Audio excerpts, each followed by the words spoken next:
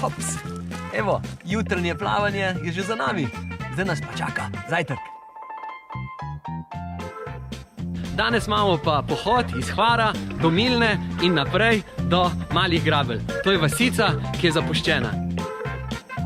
Za mano je Galašnik, to je otoček izpred Hvara. Po njem se imenuje tudi njihova klapa. Zakaj smo mi februarja na Hvaru? Zakaj ne gremo raje poleti? Poleti so verjetno vse te barke v morju.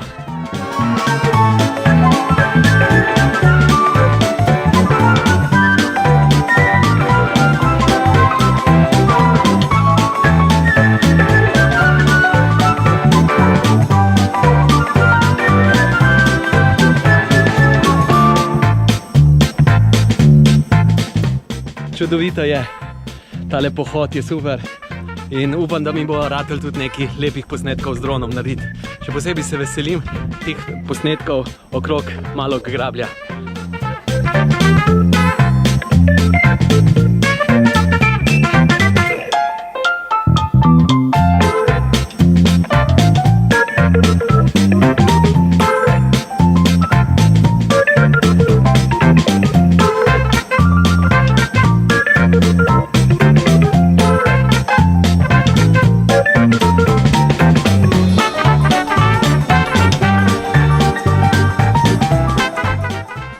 Jasmina, evo takole se sprehajamo, zdaj že dobro uro pa pol, takole ob morju, sonce je, toplo je, fajn se imamo in jaz se ukvarjam z vprašanjem, zakaj bi človek hodil pozimi na morje?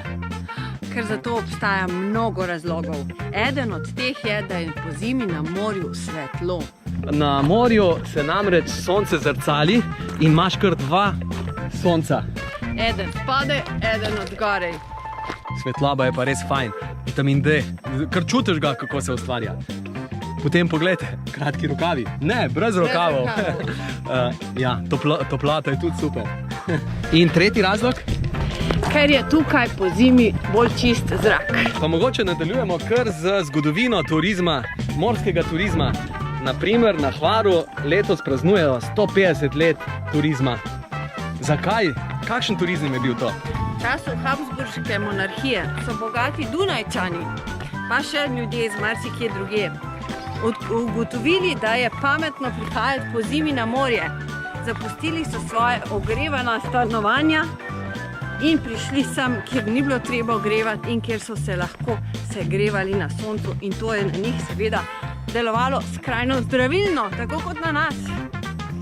In še razlog je, da to pozimi res potrebujemo. In zato, ker bolj potrebujemo, smo tudi bolj hvaležni, kar dobimo. Četrti razlog, ker se pozimi na morju lažje premikaš. Zdaj so pa ravno prave temperature, tam okrog med 10 in 20 stopinj. Super!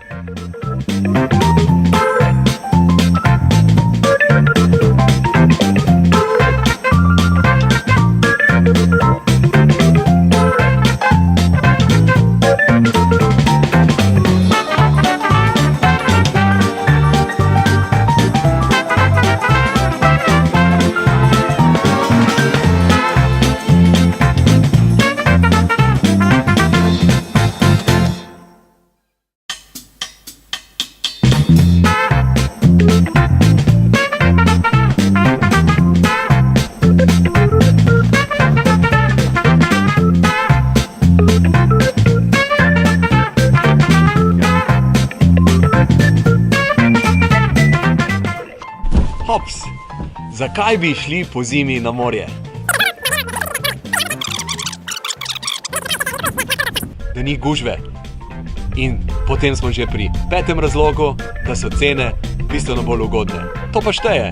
Privoščimo si lahko boljši hotel za več dni. Se vidimo jutri!